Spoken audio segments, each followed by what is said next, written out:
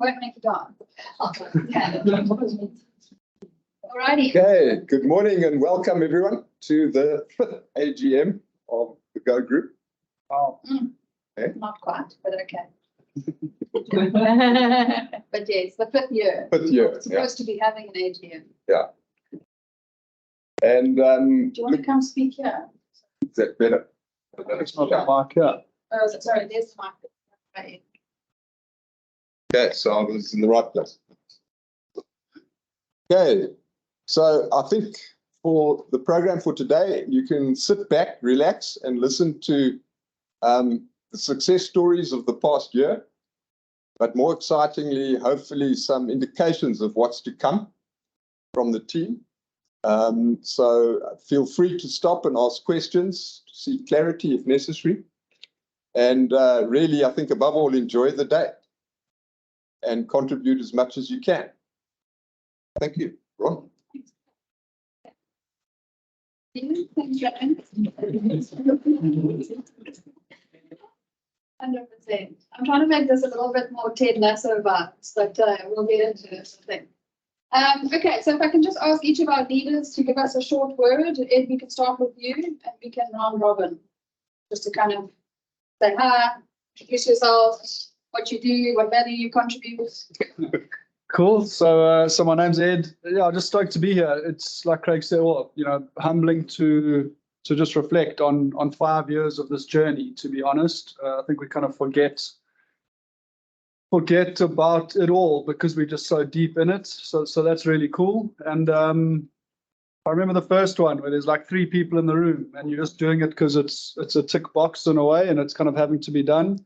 And seeing 50 odd people in the room virtually and here physically, like I think it's just testament to how it's scaling, the impacts. There's some significant people here online, like just seeing some of the faces and names. It's really cool to see the level of engagement and just participation of people within our business.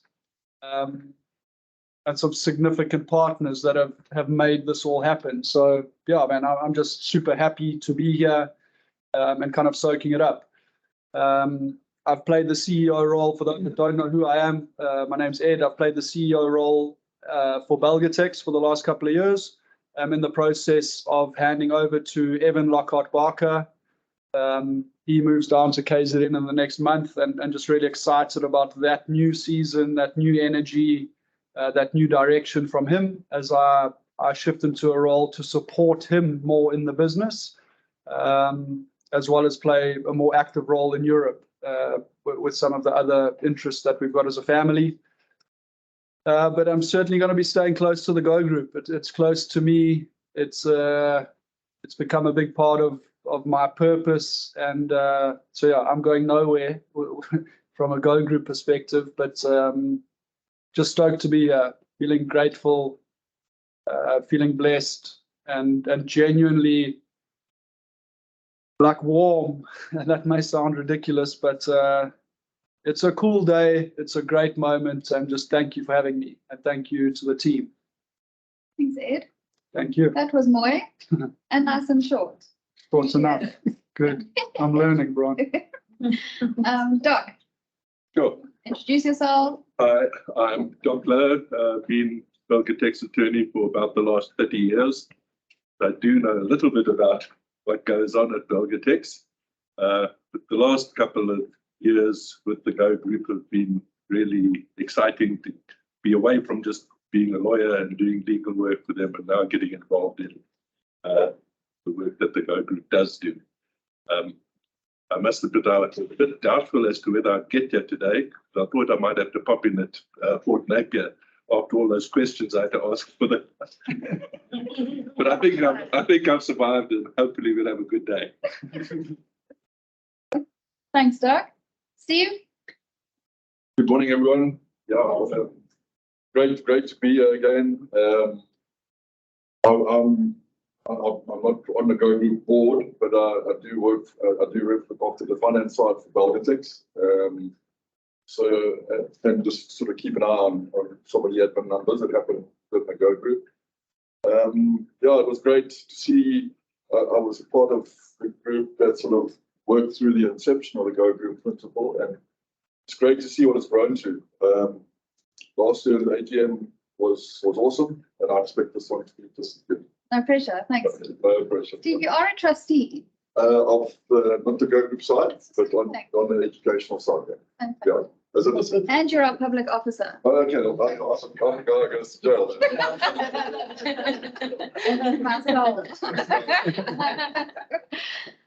Okay, Lesego, can we have your face, please? Good morning, everybody. Hope you're well from a cold and raining Cape Town. My name's Lesego. I'm one of the board members for the Go Group. And I've been involved with this beautiful bunch of people long before we even had the term Go Group. And it's just been an absolutely fantastic journey, as Ed said, seeing where we're getting to. And for me, this is quite amazing, having people VC in from all different cities and whatnot to show the growth that we're on, and it's a real testament in terms of where we're going. Good morning. Thank you. Thanks, Lesego. Awesome. Smart. Hi, good morning, everyone. My name is Mangele Chabalala. I'm also one of the board members of the Go Group. I work for Natal Portland Cement. It's really been an amazing journey. You know, when I started with the Go Group, the Belgotex Foundation at the time, you know, it's really been incredible what all of you, you know, particularly the team that Bronwyn heads up, that you guys have achieved over, you know, a short period of time, I would say.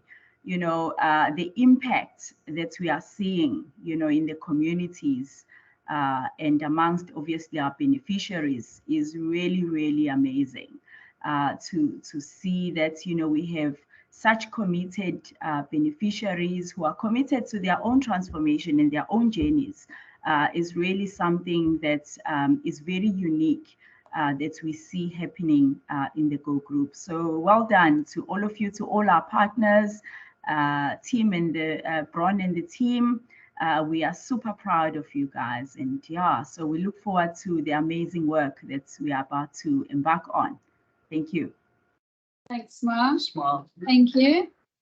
Okay, I'm going to start sharing, and if I can ask you to introduce the team and ambassadors, we will have our pictures up there. Okay. So the A team, basically. It'd be great.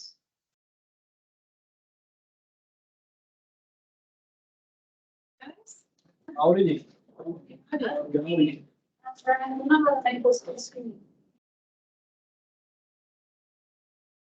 Team members just going to stand up. Yeah.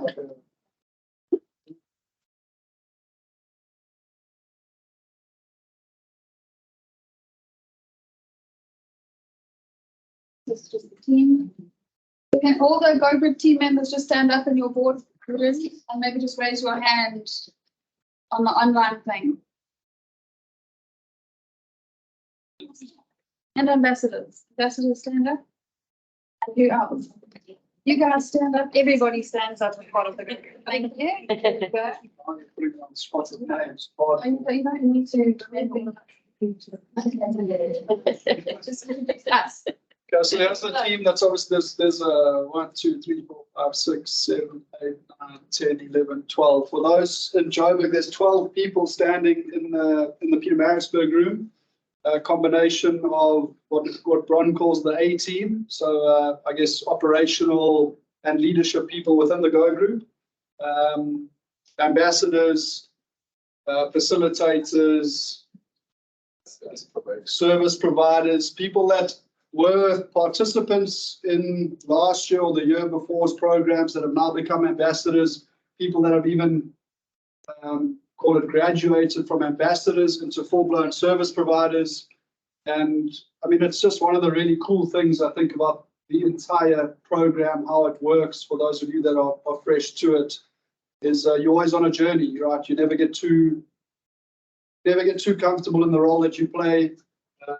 You're adding value, and we're pushing you to create more value, start your own thing, just keep kind of evolving. So you've never arrived, I guess, is the large part of the motto. So yeah, that's who I can see here.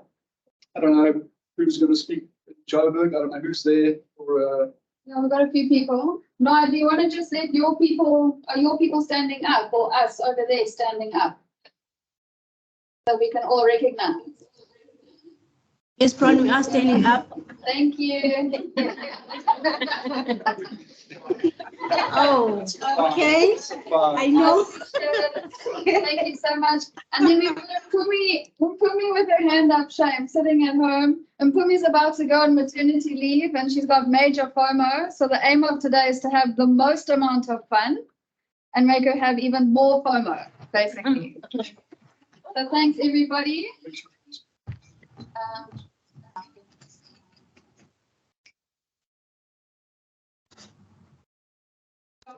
So we've got Noah, we've got Charles, and we've got Nossi. Yes. Thank you. her hand up.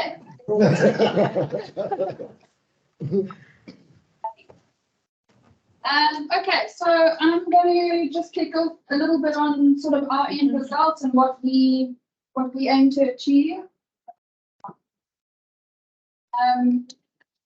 So I think all new people that are here or joining us for the day, we use a methodology called occupational intelligence. We started training ourselves up on what this even meant in 2019. And now it's just a way of life and a way of doing things and how we create programs in the Go Group. So Vivian Schultz is on our side of the screen, I suppose, in our boardroom. Vivian and Alex are going to just talk a little bit later on in the presentation about what we've been working on to make this methodology a little bit more accessible across all development practitioners and development agencies. And so essentially what's just important for everybody to know is we live by 3 rules in the Go Group. So we, as much as our spreadsheets are like 400 cells long, et cetera, and everybody complains about them all the time when we're gathering our data, it's actually quite simple when you look at how we operate. So the very first thing is value exchange. So all of our programs are based on a value exchange between, number one, ourselves and whoever is funding the program. There has to be a return on investment in what we're doing. There's a value exchange between ourselves and program participants. So if you are in a program at the Go Group, you have to go through a recruitment process.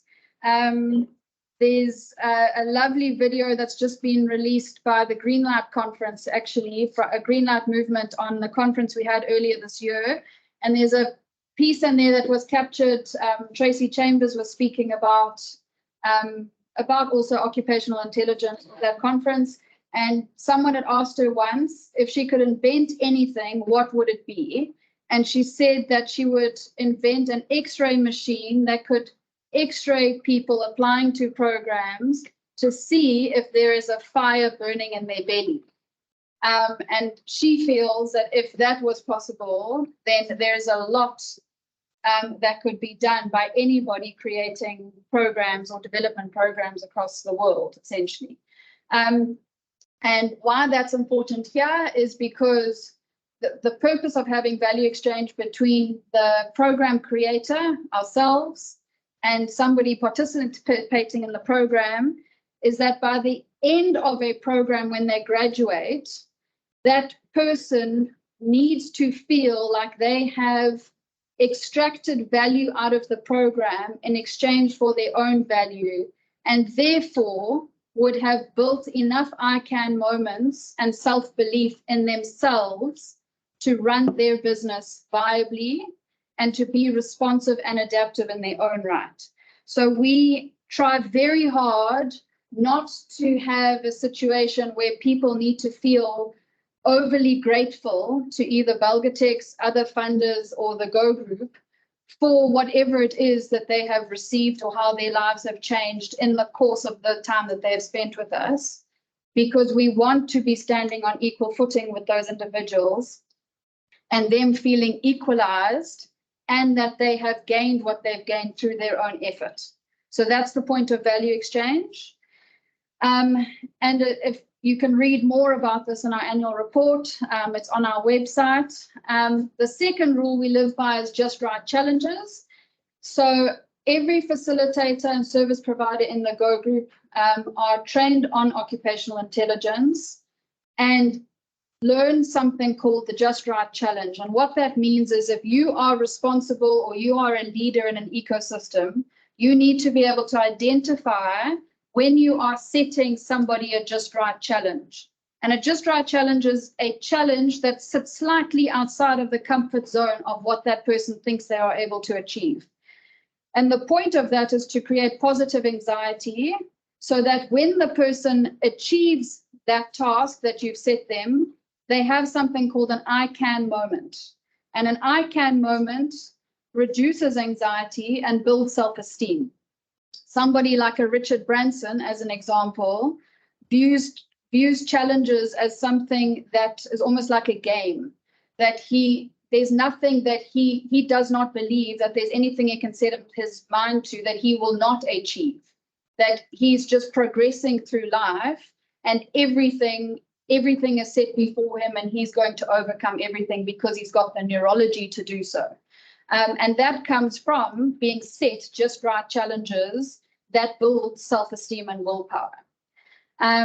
When somebody has an I can't moment, it will be because they have not succeeded at something or completed something. And at that point, it's also really important for a facilitator to recognize when that happens, rejig the whole situation, and then set the next just right challenge for that individual in order to have an I can moment without rescuing and without doing that thing on behalf of the person. The third rule we have is our zero tolerance principle. So zero tolerance of rescuing behavior is the sort of a rudimentary way of putting that. So we are fine to support individuals along their own journeys, but it is not acceptable, and we have zero tolerance of facilitators or people in the Go Group doing things on behalf of somebody else that robs that person of their I can moment. The issue with this is that it keeps the person that you think you are helping at a position of being below you and in an I can't position, when actually they need to be having enough I can moments that you don't feel the necessity to consistently help that person with their job or with their tasks. So that's really it in a nutshell. Okay, any questions, please log. Looking at my team behind me and they all hear this. We're like a cult a little bit. So just a little bit. Any questions about this methodology, please put in the chat. Also in our annual report, all the links of where you can learn this is in the report. You just have to like hover your mouse over it, it clicks and it takes you to the websites. So please feel free to go read a bit more about there. The other thing I wanted to point out is with Kobus, who is on this call here, we've made a series of videos of all of our programs. They're all up on the website. So if you want to see each of these principles in action, just go to the website, choose a program, watch the YouTube video that's there, and you will see it in action as a demonstration. Okay, Randy, I'm going to pass over to you. Do you want to come stand next to the thingamajig? Cool. Okay. Good morning, everyone. So my name is Randy, for those that don't know me, and I head up the operations for the Go Group. First and foremost, I'd just like to welcome you and thank you guys for your time for attending the session with us. So just having a look at the screen is basically reflects our economic impact over the past 6 years of the Go Group.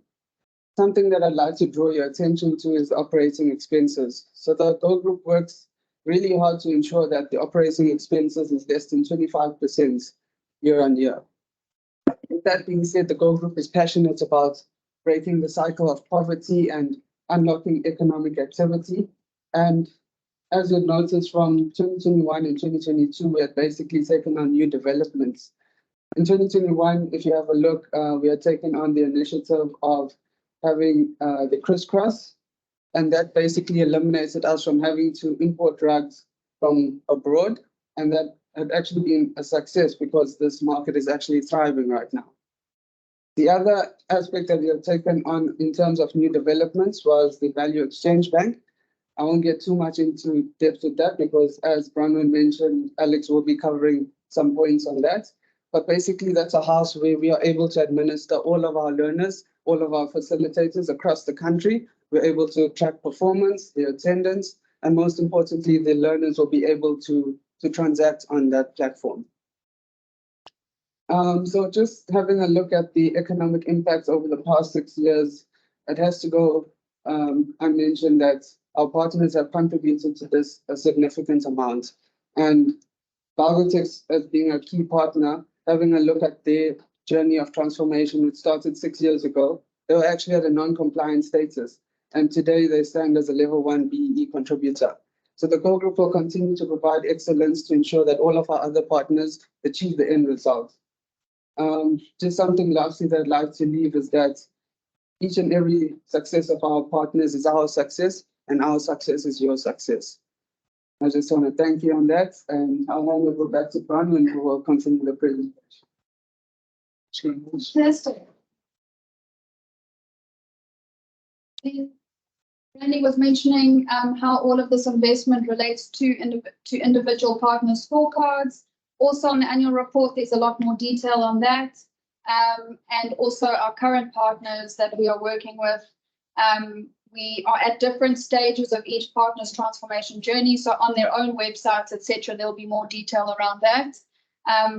But Randy thrives on going through BE audits. If he could be just the person that does BE audits every day, day in and day out, he would do it.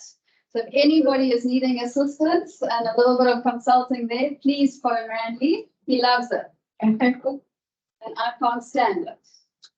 All right. Okay, so just the programs that we've got, and this is our program investment split. So since we've started, we've created and run 9 programs in total since 2017.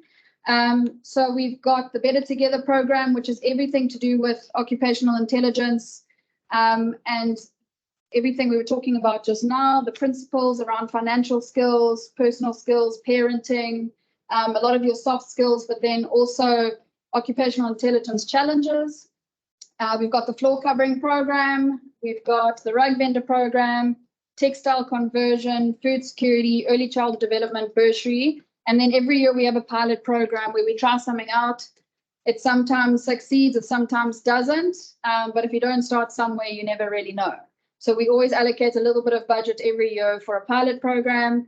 And sometimes it works out amazingly well. We'll show you an example of that in a little bit. And each of these individual program impacts are on the website and in the main annual report as well. We're not going to go through each individual one today. So what last year looks like. So how we work is we've got programs that we run in-house that runs at our training facilities in Joburg, Cape Town, and KZN. And all the core programs are run through us. So the top part of the report, you'll see year 1 and year 2. Those are programs that we run in-house with our facilitators and service providers. We have a retention ratio of about 55% every year. Our ambition this year was to get to about 65, and we're sitting at 79% currently. So I'm hoping that we will achieve that target. Anybody that does know us knows that we don't shy away from dismissing individuals who don't meet the norms and standards of the program. And I've got Vivian on my left, and I'm not wanting to make eye contact with her on this. So when it comes to value exchange, when it comes to just right challenge, and when it comes to zero tolerance, if those principles are not upheld in our ecosystem as pure as possible by our team, it has a direct impact on our retention ratio. And often we're not proud that we're letting somebody go when they weren't emotionally ready for the program or did not have a way of being part of it to the expectation that we have. And as we grow and as we learn, we add on modules and we add on programs to combat that. And then we have very few individuals who will do a year 2. Those are typically our floor covering owners and our ambassadors. Our ambassadors do a year 2 with us. So that's just separated nicely there. And then we have programs that we collaborate on with other individuals or other organizations. These organizations, what is key for us is that we partner with organizations who follow very similar principles to those that we use. So Inscape Design Education Group is where we have environmental design students. That's one example of a collab. We collaborate with A2B Transformation on a responsive leaders course. Last year, we had 35 individuals go through that. We collaborate with Grow Educare Centers on our early childhood development program, and we're going to go more into that in a little bit. And last year, we collaborated with Belgatex on an employee program, pilot program with them, and we'll talk about that as well. So at the bottom, you can sort of see our growth a little bit. So in 2020, we impacted about 205 people. That was sort of, as you all know, will be in the middle of COVID. 2021, 398, and last year, 491. We're hoping to impact at least 1,000 individuals per year by 2024 is our aim. Yeah. It's direct touch point within the programs, right? Yeah. The 1,000. Okay. So we're going to present a little bit about our new developments. And I think we might actually have spare, which is great. So new developments that we are going to go through include the Go Exchange, the leather unit, and the Belgatex program. And this is Siada's beautiful face on the left. We just did a photo shoot on all of our leather unit work. So I'm going to hand over to Alex, who's in the Joburg showroom. Alex, if you can stand and make yourself known. And Vivian on this side, if you can stand and make yourself known. And they're going to talk a little bit about the value exchange, value exchange market. I see as the new branding on it. And then just to give perspective, there's a few organizations that use this methodology, and we've been working on the most amazing tools, workbooks, videos, etc. collectively. And you can access all of that under the A2B transformation movement. And just asking us what there is available, and we can direct you to the right person. This is one of those examples of the tools that we've been working on. Okay. Shall I start? You start, and Alex can go second, because I was going to say second. Okay. Thank you, everybody. Now this You want to stand? this is the big over there. this is the big thing. All these things we've been doing is just little trial and errors, but this is it. This is what it is. And I just can't tell you how thankful I am for, I don't know who it was that actually started realizing the potential of the value exchange app. We've got to go into digital if we want to transform people. People fall for the digital ways of things. And if we can talk to it in a digital platform to people, we can then now go viral in transformation. And when I started in 2016 with the Value Exchange Bank, okay, so by the way, I got very big trouble. I almost got a legal case against me because I used the word bank. You're not allowed to use the word bank because it's a trademark. You can't use the word bank. But we saw it as a type of a way to value exchange with people, because if you look at really what occupational intelligence is all about, it's about getting humans to be responsible through the 7-point scale that got us the international award. And it moves humans on that 7-point scale to the highest level of being human. And the biggest problem in Africa, and I've worked in Lesotho and Mozambique, I got my malaria and I almost died. And I worked in Africa in so many places. And we realized that the biggest problem is dependency. And that is why in 2010, that book came out, Dependency to Dignity, and I couldn't even write. But that book, nobody could really understand in 2010, what is the problem that people are too dependent in their mindset? And the hardwire is called locus of control. People believe something from outside has to tell them what to do and give them things. And the school systems and the parenting systems have perpetuated this problem. Don't you want to scratch in my bag? But please don't look at all the other stuff and find a little Dependency to Dignity book. People couldn't hear it. People couldn't understand that book. And now only, and with the help of Belgian visionaries, we are actually now bringing out this in the world. Now look at how in what condition these books are. The first edition, that was the first edition. Dependency to dignity. Value exchange is about understanding that we have to balance our transactions with each other. It's the universal law of give and take and cause and effect. It's the basic universal law that we're not applying with human beings. We think certain humans are more superior or more equal than others. And that is where the problem lies. And that's been the whole problem with Black empowerment in South Africa and in all the African countries. And because I've got this international positioning, I'm not politically correct anymore about nothing, because I know that every human being is the same on the inside. And we've got to get to the same level of exchanging value with each other. And whether we're in a relationship, whether we're in a workplace, there's no such thing as human rights if you don't have response abilities. And now we've got the 7-point scale that internationally is acknowledged. And now there's a science that's called Science of Occupational Intelligence that took 28 years to be homegrown in South Africa, of which your organization is the trailblazers of, which is incredible, as well as TCB and organizations that's progressive in their thinking. I work all over the country, and I see the whole time how people perpetuate each other's dependency status, and their brain believes that they can't, somebody else must give them something. So this app, I totally believe, is going to change the face of everything. And if we can implement it as soon as possible, we can do that.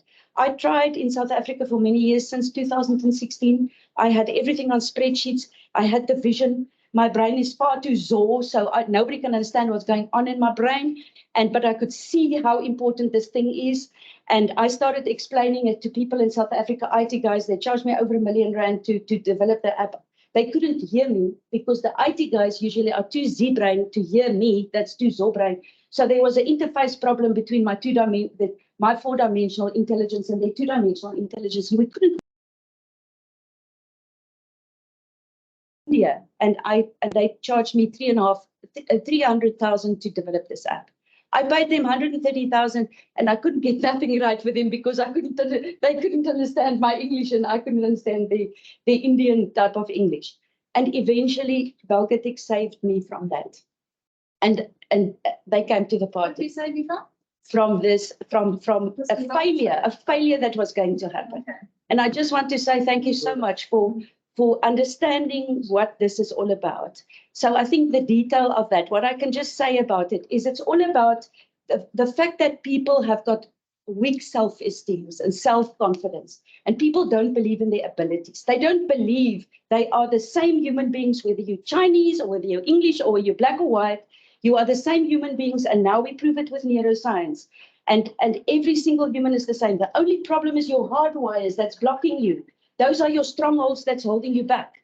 And if we can release those things through almost like a digital system, we're going to break these patterns. And nobody is going to come with all sorts of hardwired little stories, because now we can exchange your ability to respond, and in so many ways. So I've got all these initial PowerPoints of how we could see what we can exchange. And I think what we did in the beginning is we started seeing people are not affording to come on these responsible leadership courses.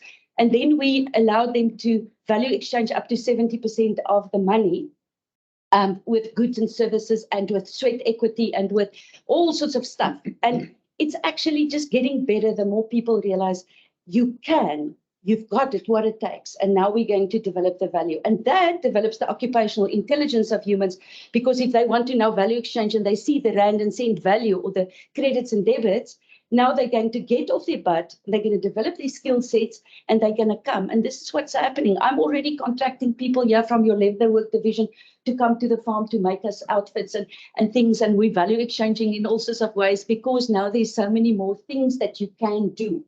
So that is where the whole thing. That's why they're not in class. Yeah, they're not in class. I said that. Yeah. Thank you, Viva. Yeah. Thank you so much. Okay, Alex, can we have your 5 cents, maybe some technical stuff on like the actual thing?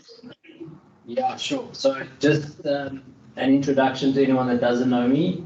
Alex the Brain, founder of a business called DoshX. And what we do is we we make commerce real for businesses. So we enable businesses to enter the commerce space using market-leading technology.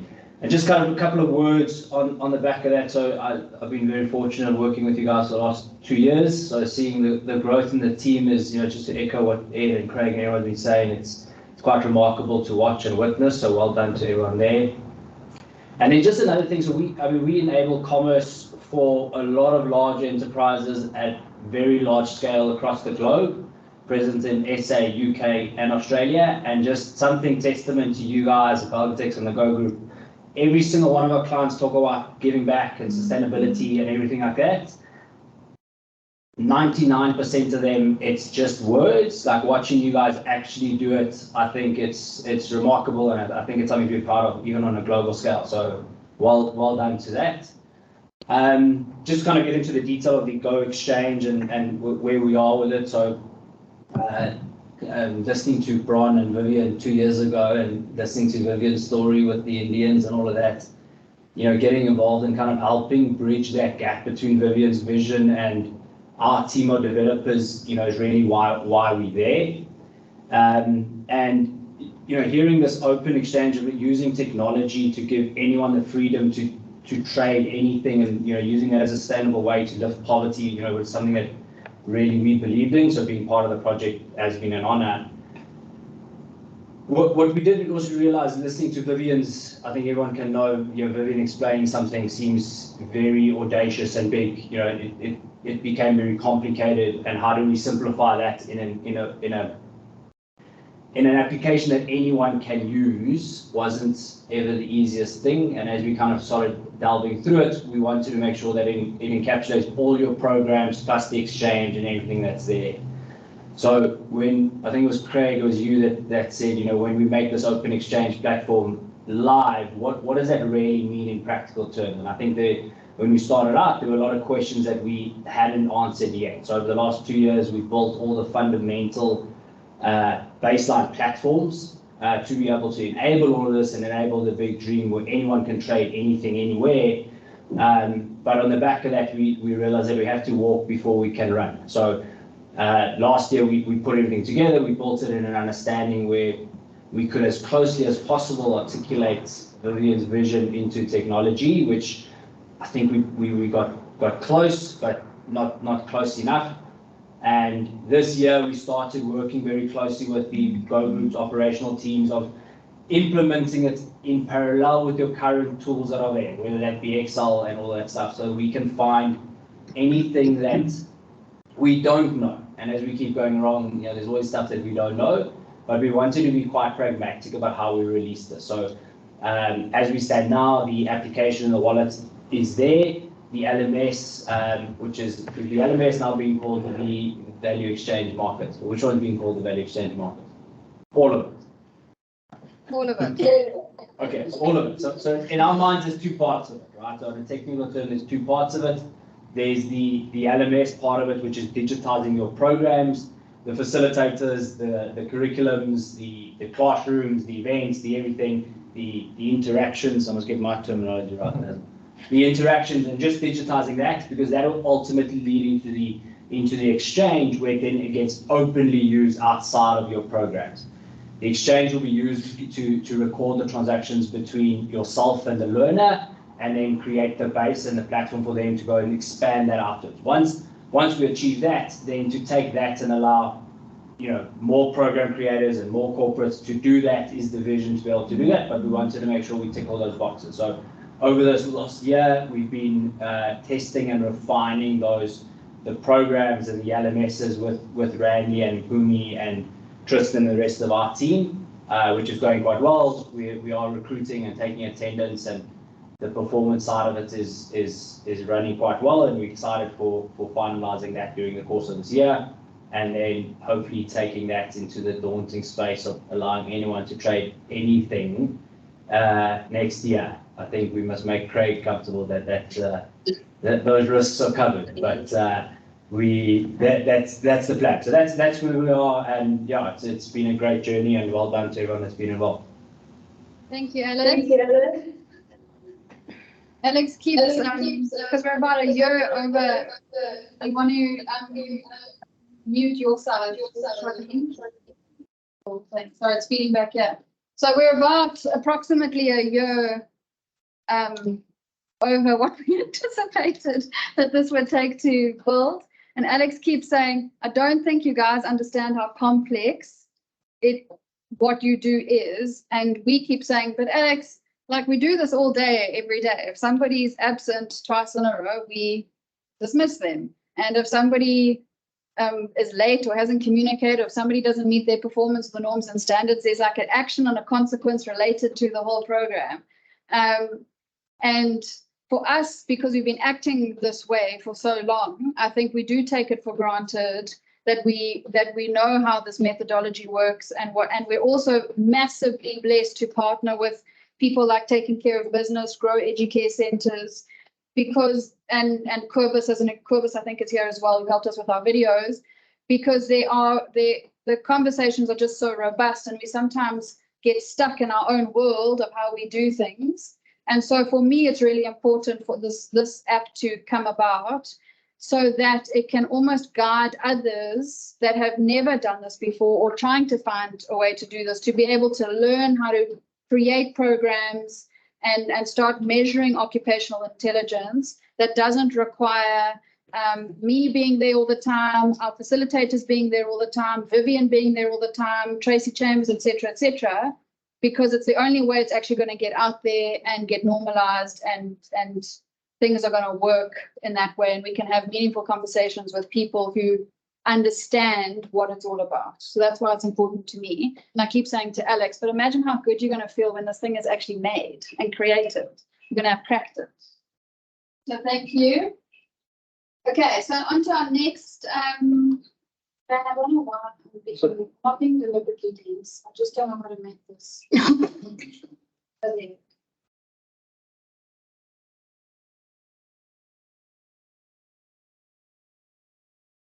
Then the next thing we piloted last year is something called the Belgatix program.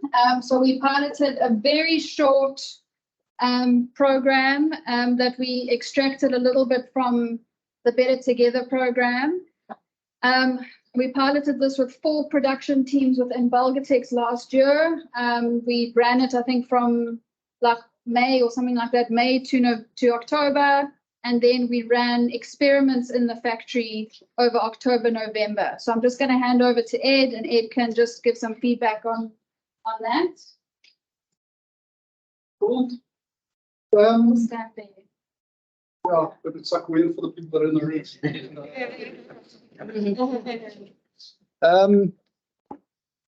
So I mean, like a lot of the Go Group vision was, how do we play outside of Belgatix? How do we kind of create human optimization? How do we learn about human optimization, but almost outside of Belgatix? Let's figure it out and then bring it into Belgatix. A lot of the early A to B stuff is kind of really understanding your ecosystem. And we tried early days to bring it in, and just the resistance from the ecosystem was quite immense. So kind of almost got kicked out, took it outside, incubated it, learned about it, and this is what this pilot is kind of bringing it back in. Bron keeps me honest. For those of you that know Bron, she speaks truth, which is quite hardcore. The word she used this morning was, Ed, it would be hypocritical for Belgatix not to adopt this. So I was like, okay. So those are Bron's words. So this is Belgatix kind of embracing human optimization, not being hypocritical and just keeping it outside.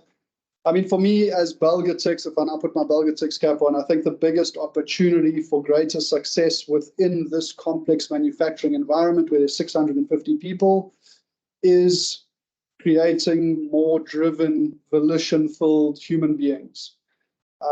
Yeah, like the amount of inefficiency with 650 people is immense, or the opportunity in those 650 people is just unbelievable. And so I think this is the magic mix. I think this is kind of the jet fuel. And to your point earlier, Vivian, it's mind-blowing how unconsciously we disempower people, how much we are part of the dependency syndrome, as employers, as structure, as leadership, as authority, however you want to frame it, it's been staggering, right? And so this pilot project, I feel, was a massive success. It's like just a different level of engagement with human beings. It's just way more authentic. It's way more normalized. It's way more real. And so I think the feedback we got from the people that participated in the pilot, 97 of them largely, was fantastic. There's always going to be a few that are just super skeptical, but I genuinely would say 80 of the 37 kind of massive thumbs up have just stepped up and lent in, and something's changed in their world, right, in their life, either here quite tangibly in terms of throughputs, meeting targets, being way more ambitious with what's possible, or at home, stepping up, being a better human being at home, dealing with some of their own stuff, whatever it may be. This year, I think the plan was to roll it out further, another 150 people, so further departments. And yeah, it's just been a tough year for the business, so it maybe hasn't got the amount of attention and traction as we would have liked, but we will keep kind of nudging forward and trying to scale it up as much as we can. Well, we expanded it this year, and we even brought in the Green Life movement in this year as well. True. True. Yeah. It's evolving. I think we're constantly learning. It's a fascinating space. It's just really cool. It's really meaningful to connect. This type of engagement with people is so different to the traditional managerial or leadership kind of way you do it. And the responsiveness from people on the other side is something we've never seen. And I think that in itself speaks volumes for the methodology, the effectiveness, the outcomes. Happy? Thank you. Cool. Thank you. And may I say something? Sure. I just have to salute you for what you've done. And I just want to say one thing, and that is, do not give up. Because you're going to, in your first years, get resistance, because it's fear. It's the primitive brain that's going to push back because they feel unsafe with something that they don't know. But I am now starting to see over the last 28 years, actually it's more, but I don't want to say it because then you're going to see know my age. But I can tell you, and I can be willing to sign on a dotted line, that people you must just keep on, because majority people are more sheepish, if I may say. They rather want to just follow role models. And slowly but surely we're getting tipping points. You've got to keep on, because then slowly but surely you're starting to get the other. They say 1 out of every 8 people will change immediately when the change opportunity is there. And then the other 3 out of the 8 just waiting for the first role model. So you've got to basically the whole time nurture your role models, and then you've got to support that role model to be standing out, not fitting in, and then those other people start slowly but surely tipping. That is change management international strategy that we have to just always just hold on to, and you've got to remind yourselves, not give up. And I'm saying to her the whole time, you're not going to jump out here. You've got to hold on, because then you're going to start seeing the change. And it possibly is going to take another maybe 2 years, but then we're going to see exponential change. Yeah. Thank you. Marco. Can I say something as well? Yeah. It's just the change. I think 30 odd more years ago, I think we had a party the day Ed was born. Wow. But the change in management from then, Daniel Dalpier and Malcolm Glenning would never have entertained anything like this. They were focused. The focus was making money. And what's happened here in the last couple of years. Thank you, Doc. Thank you. Okay, Harold has got to leave at 11, so we've got 1 minute left with Harold. Harold, can I ask you to put your camera on? We're just going to talk a little bit about the last new development, which is the leather unit, which is very exciting.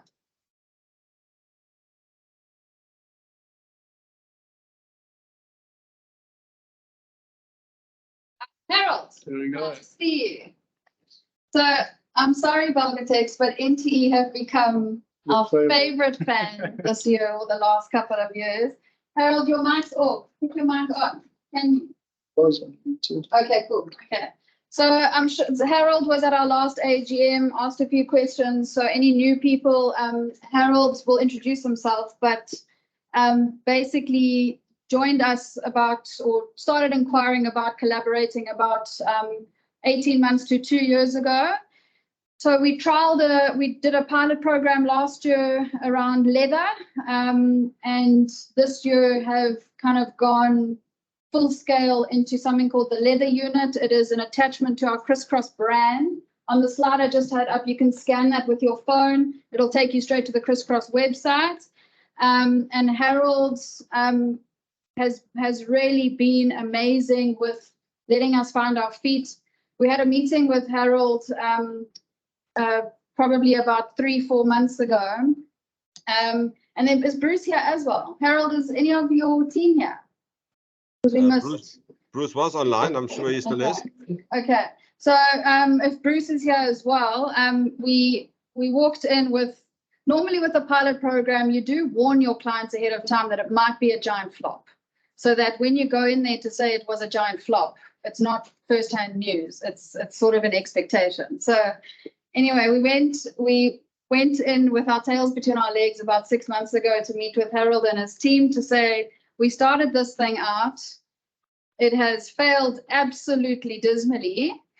But this is the direction we think we need to go, and being solutions focused. So that happened, the disaster happened like on a Thursday, and we had a meeting with Harold and his team on a Tuesday, and we basically had that amount of time to think up solutions or a different way of going. And we've been quite sheltered and protected with our Belgatex, to be honest. Belgatex have always allowed us to do experiments, and we failed a few times, and we got back up and we carried on. And Ed's just sometimes had a look on his face where I've gone, I think he wants to say he's disappointed, but he's not. But I'm going to take it that that's what he's trying to say to me. But it's quite different when you've got a new relationship with a company and you're trying something you've never tried before, and they're trying something that they've never tried before. And we walked in there and we had our meeting, and they looked at us and they turned around and they said, we trust your decision making and we're behind you all the way. Rejig the program and make it work in the way that you think it needs to work. And not the response I was expecting. I definitely haven't been conditioned into that. I was expecting a slap on the wrist and do you realize how much this is costing us situation? And we didn't get that from Harold or Bruce or Skumbuzo or Carrie. So thank you so much. And we soldiered on, and we've now created this amazing leather range into the Crisscross brand. It is absolutely stunning. The photos are insane. It's about to launch, so we're about to drop that range towards the end of the year. It can be bought on the website, and those are products made directly out of the textile conversion program. And I'm going to hand over to Harold just to tell us, give us a minute or two of your time on your words, if you don't mind. Thanks, Bronwyn. Good day to you all. Certainly a privilege to be joining again. Yes, maybe some background. I'm just a timber farmer myself. I farm up in Pietermaritzburg, and I've been involved with NTE on the board since 2000, and took over as managing director in 2008, I think, or 2009, one of those. Certainly, Bronwyn spoke about the fact that maybe things originally didn't work out as expected. I think the fortunate part is of being an NTE and being a timber farmer, we are used to be waiting for at least 10 years for the results of what we start. So we're only in year 2 now, Bronwyn, so you've got some more time. But some of our trees start growing quicker, so maybe 7 years should be the time when we're going to see some fruit. Yes, from NTE's perspective, first of all, we are not directly in the leather industry. For those that don't know, those dreaded wattle trees, we actually grow them in plantations. We look after them. Ours don't go into waterways. They stay in the plantations until we fell them. We use the bark of the tree and we extract tannin from it. The business has been around for over 100 years. It's a wonderful business to the private timber growers. So that tannin we export to about 50 countries in the world into the leather industry. And that's really where the connection came to. He said, as a commodity, how do you get involved in these type of initiatives and that's where leather comes into it. It's very important to us, the leather industry, and I do see some sneakers on the photos. I would like to suggest that in future, when you come to a very important AGM, put on some leather shoes. Thank you, Harold. I appreciate that. Thank you so much. So yes, people, please buy the leather products on the website when you see them. Thank you so much. Thanks, Harold. Appreciate it. And thanks, Bruce, if you're still here. All right, thanks. Yeah, all the best. Thank you. Thanks, Harold. Okay. All right, so we're going to move on to, we actually are running ahead, which is fantastic. Essentially, we're going to move on to our program impact for the year. We're only doing our aggregate results across all programs. As I mentioned earlier, each individual program has got their own report and has got their own impact indicators. And that's available on the website.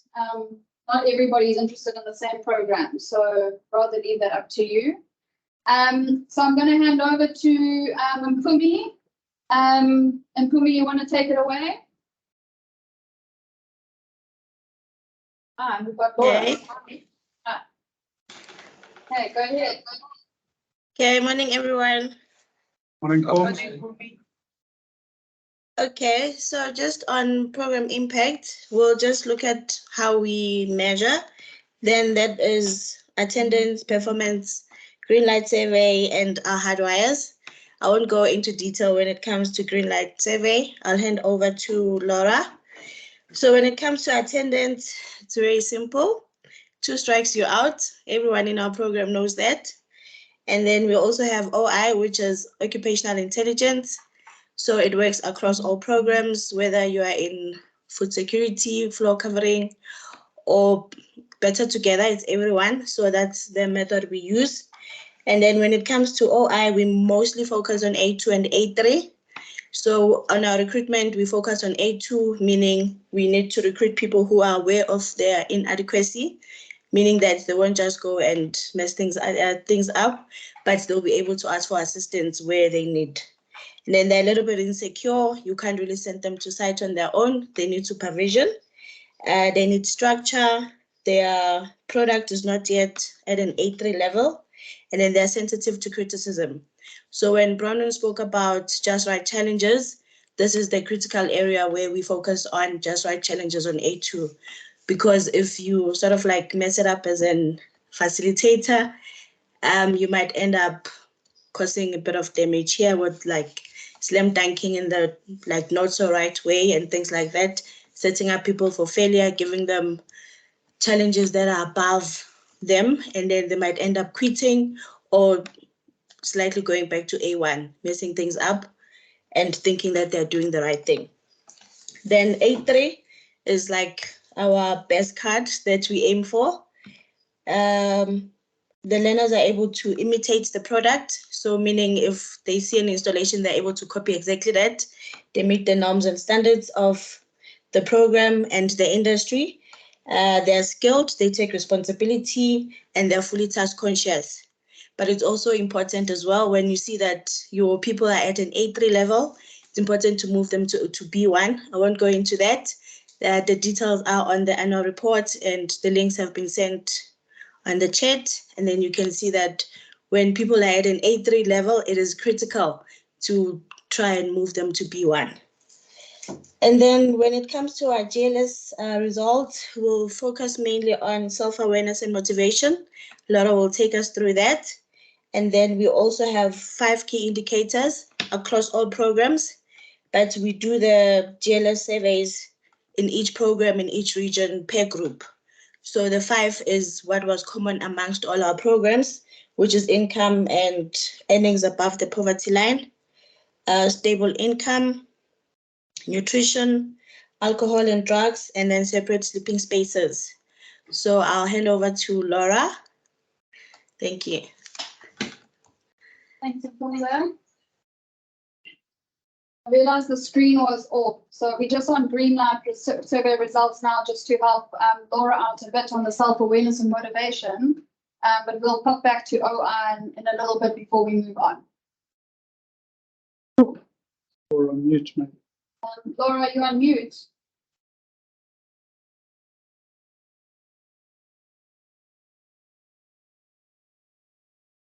There we go. Oh, there we go. Cool. Good morning. Good morning. Can everybody hear me? Yep. Yes. Excellent. Hello, everybody. So my name is Laura Berg, and I am the Chief Enabler for the Greenlight Office. I'm just going to talk you through a little bit of these results. I know that Bron and the team want me to focus on the self-awareness and motivation. Firstly, I want to say that this is an excellent set of results. From 22 to 23, the people who participated in the Greenlight surveys, they increased their scores by 14 points.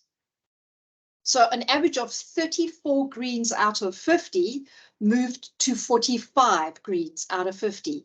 We know that by the time people get to about 45, 46 greens, they are almost done with this thing called poverty. Their quality of life is at a certain level that if they maintain their attitudes, their mindsets, and their certain behaviors, they will stay in this zone where they are climbing to this quality of life. Being conscious, being activated, being aware. So a really, really exceptionally good set of results. I don't see this very often at the Greenlight office. And we've got over 40,000 sets of results in our system. So the main one that I want to talk about here is self-awareness and motivation. You can see on the left-hand side here, these two graphs, you can see that there was self-confidence and self-esteem. Only 68% of the respondents, or the people participating in the survey, in the baseline survey, said that they were feeling reasonably confident about where they were at in their life, that their families are feeling confident, and this was allowing them to tackle life as it was coming at them. But there was still a fair amount of insecurity, low self-esteem, sitting in the 26% yellow and the 6% red. Take a look at the next graph beneath it. 100% green. So whatever the program is that the team has been engaging in, it's working. That self-confidence has risen beautifully. I want to see if it can stay there now. That's going to be the real test. Then indicator number 47, awareness of own and other people's emotions. That's our EQ indicator. And we can see as well there, similar kind of result to number 45, struggling a little bit there with a sense of emotional intelligence, being able to understand that other people come from a place of different opinions, different ideas, and that it's actually okay for them to have a difference of opinion and different ideas, and that it doesn't mean you have to get defensive about yours. It's tolerance, it's acceptance, it's understanding, it's inclusive thinking, and allowing other people to share without feeling that you have to defend or get agitated about your particular stance. And we see again that that's changed beautifully in that second set of results, that graph below, where it's moved to 90% green, which means again that within the program, there's a fair amount of the critical thinking that's happening and emotional growth, to the point that people are willing to now have the kind of conversations where they don't close down emotionally or they don't get aggressive emotionally when they come up against somebody who doesn't agree with them, which is really, really great for the business place. It also means that they are more likely to step up into positions such as supervisor, coordinator, and start climbing that ladder because they are now better able to handle people around them by handling their own emotions. Great to see violence has come right down. That's now then led to the violence possibly coming down as well, which is indicator number 49. And then that last one, entrepreneurial spirit and motivation. We see there that in the baseline, 24% people mark themselves yellow. That means about a quarter of these participants said that they were a little bit fearful about tomorrow. They were a little bit afraid to take the risks. They didn't know that life could really change for them. And so they were a little bit doubtful, possibly second guessing themselves. Again, the end of the second survey moved up to 100%. They're willing now to take risks. They're willing to believe that life can be different. They are eager for the future. They're not afraid of the future. And more than anything else, they're willing to get up and try again.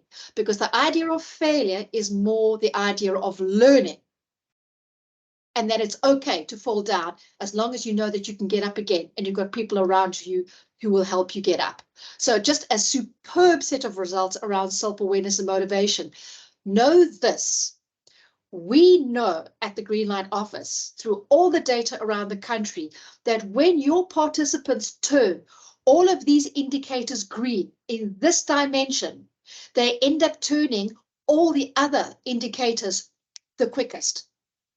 Those who get this dimension right, the stuff that's happening in their heads and in their hearts, as Vivian will attest to, they end up then applying the lessons learned and the courage and the self-awareness that they've grown internally here, applying it to the external barriers that they are facing, and they overcome those external barriers very quickly once this dimension is green. And what do you see? It's green. So now they're ready to be challenged. Now you can push them. Thank you, Laura. So I think, so just for anybody who's not familiar with the Greenlight survey, there's 6 dimensions. This one we're looking at right now on the left-hand side is the 6th dimension and speaks about the interior of the human being. And we can talk about how that's important in terms of methodology we use. And then there's 5 other dimensions which are quite external in nature. They are circumstantial and things that happen to the person on the outside of them. And all of those 6 dimensions impact a person's quality of life. So the graphs on the right, and if Laura, you've got 2 minutes, the graph on the right documents the top 5 indicators out of the remaining 50 minus however many are there, 44, I think. Yeah, 43. So out of the other 43 indicators, these are the top 5 where we saw change across all programs, across all provinces that we work in. Laura, can I ask you to go through those 5 for us? Yeah, sure. If we've got time, with pleasure. Cool. So if we take a look at the first one sitting at the top of that list, this is the, let me just, sorry, I'm struggling to see this a little bit. This is income earnings above the poverty line. So you've got 2 little graphs standing side by side. The first one is showing you that the green is only slightly more than the yellow, which is slightly more than the red. So the shape of that graph in the baseline shows that, if I'm reading that correctly, sorry, I'll actually put up my own so that I can see a little bit better. 30% change, Laura. There we go. Yeah, so we can see that it was 46% green, 35% yellow, 19% red. So it's 46% of people saying, hey, we've got income coming that's 5,000 Rand or greater in our families. Take a look what happened at 12 months. The shape of the graph is the same, but the green has risen substantially, showing that people 20% change, as Bronwyn has shown you there, that people really are starting to earn more income now. Potentially, there's maybe some side hustles happening in the family, but potentially, I think what's happening here is that the families of what they are getting at their place of work, how their mindsets are being shifted, they're taking back into the home. And they're starting to influence and encourage people at home about their thinking and what they can or can't do, whether you're building on those I can moments. And so somehow it's affecting the family and their ability to bring in multiple sources of income. And that also leads then to that second little set of indicators, the stable employment and income sources. The shape of the graph there looks slightly different to the one above it, where here the yellow is slightly higher than the green, than the red. And then look to see how the changes happened over 12 months. And here we see is that the reds have basically gone. 23% of the reds that people who felt stuck when it comes to stable employment income sources, it's gone. It's disappeared into the yellow. So there's beautiful movement there up that ladder of reach to that extra quality of life around the stable and income sources. And that is an incredibly healthy thing to see after just 12 months. The next thing that you'll see at the next survey, hopefully, is that the green will now start to rise. The one below that around nutrition, we're seeing 34% change, where previously only 54% of these participants were basically saying, look, we've got 3 meals a day, we're eating healthily, and we can afford the good food. 46% were saying, this is a case of malnourishment. We're probably not necessarily eating the right things. We're eating the things that make us feel full and make us feel happy and comfortable, but not necessarily the healthy food. 12 months, that figure of 54% has risen to, I think it's 88% green. Access to healthy food, making very specific decisions about the food that you eat. And that's really, really good to see as well. Alcohol and drugs, a big one, because this is an indicator that is often under-disclosed. A lot of shame, humiliation, embarrassment around this one. People find it really hard to, when they're in the survey, doing the survey, to admit to what the situation is. However, when you look at your baseline, you can see there is some red and there is some yellow there, telling you that your participants felt strongly enough that they were safe to admit that there was stuff going on in their households around alcohol and drugs. So 27% yellow, admitting that there is use of alcohol and drugs in their lives, to some extent that it's harming the family, either emotionally, physically, or even financially. And 8% were really, really stuck. Within 1 year, that 65% has gone to 80% green. Excellent, excellent results. People are disclosing and saying that the substance abuse that we've been finding hard to control in our family, we are now finding solutions for. We're becoming aware and conscious about what it's doing to our family, and we're making a real physical effort to try and either contain it and or prevent it. And that takes a lot of guts and courage, because it means you have to then confront people in your family where this alcohol and drug abuse is going on. The last one, separate sleeping spaces. I know this sounds like a strange one, but it is actually very important. This is where we ask families, do you have enough space in your household or your home structure to separate out the adults from the children, and then within the children, the boys from the girls? Because if you've got teenagers sleeping together with younger children, everybody's starting to see things that they shouldn't be seeing, and we have a need for privacy. Otherwise, it leads to trouble. And so we can see this 63% green here in the baseline, rising to 72% in this 12 months, meaning that people are becoming aware of the need for privacy, the need to respect each other's private spaces, and what it potentially can lead to. Separating the boys from the girls as they get as teenagers, and not allowing the children to see what's happening in the adults' bedroom habits at night. And that could be as simple as laying a sheet or a blanket that partitions and separates the parts of the room, to maybe building a temporary wall, whatever it takes to separate out everybody, to give them enough of that privacy. So they grow up with that respect that they have for their own bodies and for other people's going ons, especially when you're teenagers. Do you want to add anything to that? No, Laura, I think that gives us some nice context. I think what I wanted to add is each program has got a different flavor to it. Also, each province has got a different flavor to it, and even each region within a province has got a different flavor to it. So what Laura's just taken us through now is overall the impact, like the main impact we had across everything. But if you deep dive into, let's say, floor covering, or deep dive into food security, there is a different set of results that is unique to that group and that area. And it's important. So Samke sitting with us here, I don't know if we've got any facilitators in Joburg, but that's where Samke and other Greenlight survey facilitators have got to be so highly skilled when they're facilitating these, to know when to dig deeper as well into certain things where a family might not, especially at a baseline level, they might not be ready to disclose everything that's going on. And a highly experienced facilitator will know what questions to ask to create a safe space for a family to disclose. Also remember, these are all done at a homestead level and not in an office environment. in order for that family to be able to disclose in a safe place without judgment and humiliation.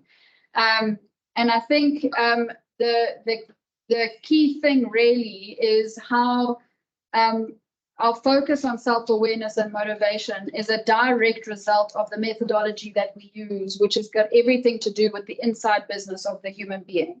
So Laura wrote us a great a letter, which is in the report. We just, obviously, I was very proud to receive that letter. So it's in the report and it will always be there. And really it talks about how a person is not at a place to move forward with their lives if they are bleeding inside and still have healing to do around trauma. So that's directly out of Laura's mouth and is there. And we take that very seriously in the program, especially when it comes to just right challenges and somebody being ready for a program. And then just to add on to this, when we do the baseline survey, it's at recruitment stage. So some households may feel like this is a way into the program, if that they might worry about saying all the right things so that they get recruited into the program. And that's also where a facilitator has got to be really skilled to make sure that honesty comes out in the baseline survey. And then we do the survey again towards the end before everybody graduates, and then those who remain with us again another year later. And I think when we look back at our system, we've got 5 years worth of data now that we've been collecting since we started, and it's really lovely to be able to see that track record over time. Cool, thanks, Laura. Also, anybody wanting to know more about Greenlight Movement, the link is in our annual report. Just hover your mouse, it takes you straight through to their website. Tina and Laura are on the call right now. Reach out to them and ask how your organization can get involved. Can I say one more thing, Bron? Yes, sure. Again, I would like to applaud Belgatex for having the courage to go this deep. All right, not many organizations who are doing business and who are profit-based want to open up Pandora's box because they think they're going to have an emotional revolution. But I know that Bronwyn is there and she speaks from the heart and she speaks her truth. And she can be enormously persuasive. But I want to let you know that Belgatex had really stood up, and you guys can be damn proud of what you're doing, investing in your people and how you are seeing your people as your work colleagues and not just whackers coming in there from 8 till 5 every day. You see them as human beings. That doesn't mean you don't expect everybody to perform and everybody to do what they're supposed to do to get that business and to maintain and to be profitable. But how do you do it in such a way that we all see each other as human beings, relate to each other as human beings, and there is dignity and independence for everybody. And I think that you guys can give yourselves a damn good pat on the back. Your results that are coming through in our eyes are magnificent. And you need to stand up and take a bow on that. Thank you. Stand up and take a bow. Thank you, Laura. Thank you, Laura. Appreciate it. So this was missing. So what Mpumi was talking about with OI before we move on is related to this graph, which is in turn related to the dimensions that Laura just took us through. So the shape of these graphs is also important. They're not quite as nice and neat yet as Greenlight graphs. But effectively on the top band, it's the start of a program, 2021 and 2022.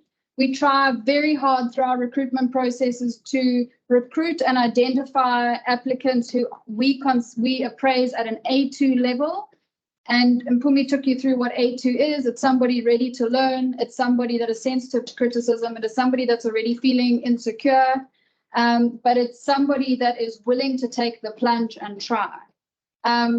If you don't set the right challenges in your program and in your curriculum, that A2 person, somebody that's having an A2 response to a task that you are setting them, if they have an I can't moment, can quite quickly slip into A1. And A1 is an individual who, when they are set a task and responding to that task, has no concept of right or wrong. The outcome of that task, they don't have a concept of right or wrong. What is the right response versus what is the wrong response? I think we can all identify areas in our lives where we responded in a certain way and were not met with what we expected from the other person or from the task that we did, where we do something, we realize it was wrong, and then we either correct it or we don't correct it. So by virtue of being a human, we all have blind spots. We all are oblivious to certain things, and we all make messes. And the key thing is that if somebody helps you identify an area that you are in your life or a task that you are doing that is not correct and there's a problem with it that you are not identifying, the way that that individual brings consciousness to you on that is really critical and important. If it is done in a shameful way, it will make your primitive brain, will stimulate your primi brain, and then you will go into OD, offense or defense, and you will refuse to see the mistake because you cannot accept that you have made a mistake in this way. If you are brought into that consciousness and somebody, say, cracking into consciousness in a way that does not humiliate, that is not shameful, that allows you to see through love that there is an alternative way of doing this thing, your choice then as an adult human is to choose to try something different and to clean up the mess that you might have made. And in that point, you will become very insecure about something that you've done. You're going to become sensitive to criticism. But that is a place, that place of A2-ness is a good prognosis for change. It means that your brain is ready and willing, and you can become the best version of yourself or become the best version at the best person at that task, like a taskmaster. So our graphs ideally need to start with very high A2s on the left-hand side, on the top side. And when we graduate our programs at the end of the year, or the end of the second year as well, we're looking for high levels of A3-ness. A3-ness, as Mpumi explained, is taskmaster level, somebody that can identify or quality control their own work, somebody that can take initiative. And what that means for us is that they're meeting the norms and standards of the program that they are in. So very practically speaking, we have a development contract with each individual. It outlines the attendance and performance we expect from them. They either meet that or they don't, and that determines A3-ness and graduation. There are individuals who achieve a B1 level, B1 being leadership level, and those individuals are named ambassadors. You met a few of them today, and those individuals are able to lead, balance people and profit, are able to lead, are role models, people look up to them, and they influence those around them. And that's why we like to recognize those individuals and program ambassadors. Okay. Right, and sort of last on our programs is our early childhood development summary. So I'm just going to ask Tracy and Tara to pop your faces up if you can. I hope you're enabled. I think you have been enabled. And if not, I'm pretty sure Monty's busy toggling to allow you to put your faces up. So the Early Childhood Development Center, Early Childhood Development Program, we do in collaboration with Focus on Itemba. I know Taylor's joining us here. And Grow Educare Centers, Tracy and Tara are joining us today. And then we have the most amazing partners. So we've got, Belgatex is a partner in that. K-Back Flooring is a partner in this. ITE Adhesives and Self-Leveling Products are partners in this. Container World are a partner in this. Sandy's over here. Not that that's why I'm mentioning you, Sandy, but you are genuinely a partner in it. And there are quite a few other companies that join different ECDs in different ways. And then our last partner to mention is Shonequip. I don't know if they have joined us for today's AGM, but Shonequip do the disability inclusion services for the ECD program. And what that means is that they train all the teachers and the principals on inclusive caregiver training and how to train in a way that includes and stimulates children with different abilities. And that might mean children with physical impairments. So it could be a mobility impairment, a hearing impairment, a visual impairment, etc. But also children that might not have obvious signs, physical disability as an example, but they might have a reading impairment or a comprehension impairment, something like that, and might feel excluded from class or excluded from the learning environment. And so Shonukuk run an amazing program called Indina Gona, and that essentially brings inclusion into the centers that we work in. And the way that we measure the ECD centers is slightly different to how we do the other programs. It's a collaborative program. Each school becomes a grow center when they are recruited. They therefore need to meet certain milestones within the grow system, and that's education and business milestones throughout the 5-year agreement that they have with us. There's a nutrition element in terms of a subsistence farm at the center, as well as things like EPUP and other nutrition interventions that both Focus on Itemba and Grow bring in.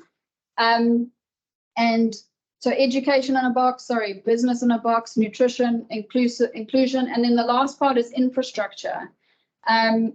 So it can be quite hard, and I find I've particularly battle with this myself, but often it is easy to go and make an infrastructure change at an early childhood development center and feel as if you've done what you need to do at that center, and then get quite disappointed when you come back a year or two later and the facility has not been maintained.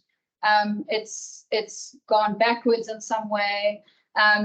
And also quite easy to become a little bit self-righteous and say, well, I gave them this and they haven't appreciated it, etc.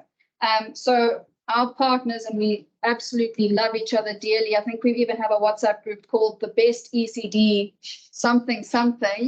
I'm sure it's called that. Yeah, the best, something like that. Okay, so we are quite, we pat ourselves in the back a lot. But all of us are unanimous in one thing, that if there is not quality learning happening within the school, then it doesn't really matter what the school looks like. So although it's nice to take a new funder to a really sexy looking, bright, shiny toy of a school, it's not really the impact that we are looking for. And if you go to any of the Grow centers, if you go to any of the Focus on Itemba centers as well in Hillcrest, you walk in and there is absolutely no doubt that every child is learning. And they might not all look brand spanking new and fantastic, but to us, that is what we are trying to achieve. So 2024 actually marks the last year in our current ECD center strategy. And we start then a new strategy from 2025 to 2030. So anybody wanting to get involved in the ECD program, please contact us. And we're looking forward to a new kickoff, a new something, a new answer, correct, and further schools that we can impact. Just see. Harvey made a comment. Thanks, Harvey. Not too sure. Who's on? I see. Tara, you just need to unmute apparently. Okay. And then I don't know why we can't see your face. My camera is on. Oh, there we go. Cool. All right. So everybody meet Tara. Tara runs the Grow office in KZN. Tara, do you want to just give us our 2 cents before we close out? Yes. Morning, everybody. Tracy sends her apologies. She's had to rush off to an emergency meeting. So everybody there obviously has heard and knows about Grow and who we are. So I'm not going to delve into that, but I'd like to just give you a few big wins that we've had over the 5 years. I'm not going to mention the center names or the principals, but the main thing that we focus on, the 4 pillars, is administration, finances, sustainability, and quality education. And Bronwyn did mention we do care about what the facilities look like. I have to mention that. We really do. So when you look at that, the screen, there's a star rating. Every year we rate the centres, and that does come highly on our list of monitoring and evaluation. The centre needs to be maintained. However, when we take these centres on, the average, they are not sustainable. Our one focus is financial sustainability. So growing these ladies, they've got a heart for children. Growing their head for business does take quite a long time. And it's not just reliant on them, it's reliant on the community. And to change the community's mindsets it's huge. So big wins are for quality education. 85 to 100% of our learners assessed were found to be developmentally on track, which is incredible if you look at what the Department of Education stats have been over the last year or two. And due to that, 2 to 3 of the learners from the Inanda Valley have actually got scholarships to go to Waterfall College at the age of 3, which will go through to matric if they also just meet those keep up those standards. Then our registration statuses, every single school, one's conditionally registered, 3 are registered, and 2 have submitted as well. So none of the schools are not registered. They are all compliant. Salaries, teachers' salaries have gone up by 400%, which is phenomenal. And principal salaries have gone up by 466% from take on. And the average learner capacity is sitting at 83% over those 6 centres. So for that is incredible. Bron, is there anything else you would like me to add to that? No, thank you. Thanks, Tara. Impressive results. Appreciate it. Thank you so much. Also in our annual report, and I keep saying this, but also in the annual report, there's links to grow, there's links to focus on Itemba, so you can go and learn more and collaborate. Grow, operate nationally. I don't know how many schools you've now got, Tara. Many. Yeah, quite a few. Okay. There's So 48 of these that we do, but a lot more. Yeah. Okay, cool. So wherever you are nationally, there's a way to work with Grow on early childhood development. And if you're in KZN, it's really Grow, focus on Itemba and ourselves. Container World, there are a few other partners that are involved, but that's really the core collaboration. Okay, thanks, Tara. Appreciate it. And that's pretty much it. Questions and answers. Nice rug. Nice rug. I have to check the questions and answers. Just check here.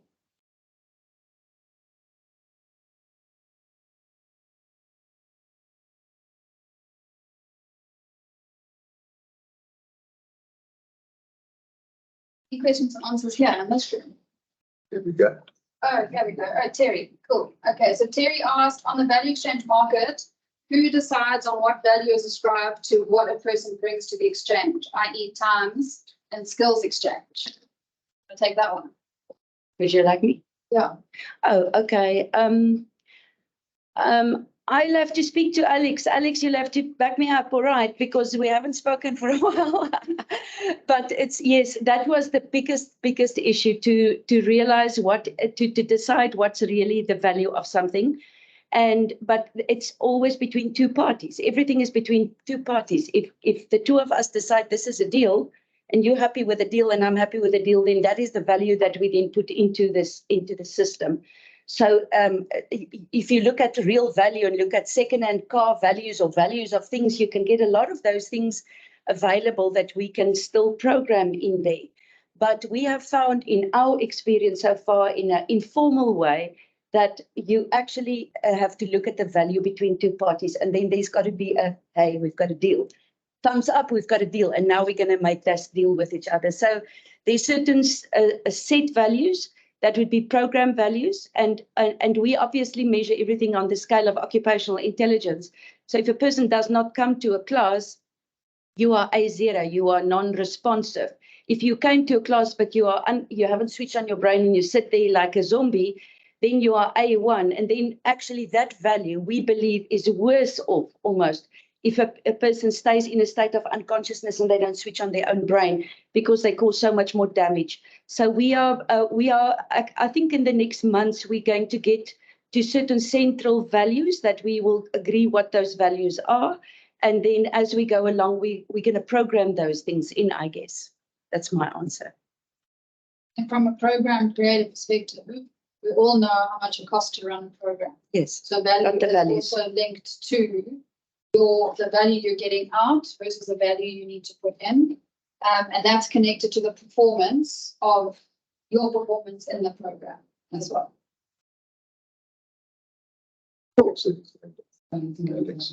Alex, you're on mute. You've got to unmute. Or Charlene's got to unmute.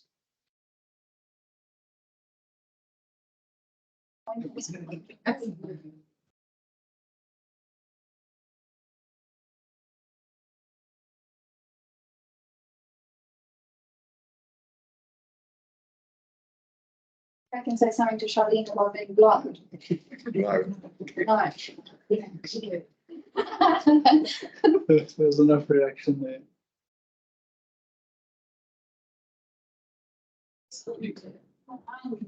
Yeah.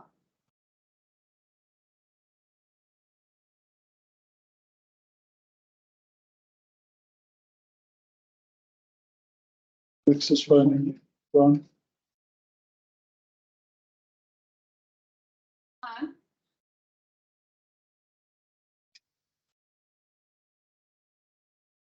You are, but it says you're a presenter.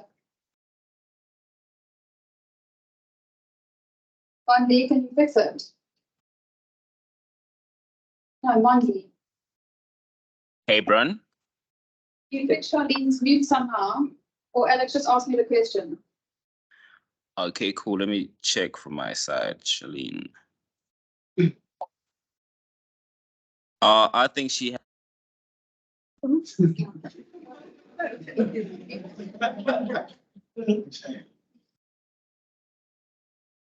Sounds ruthless.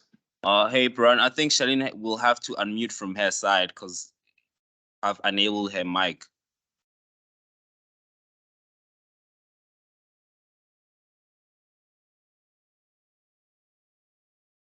Just ask if you can understand it.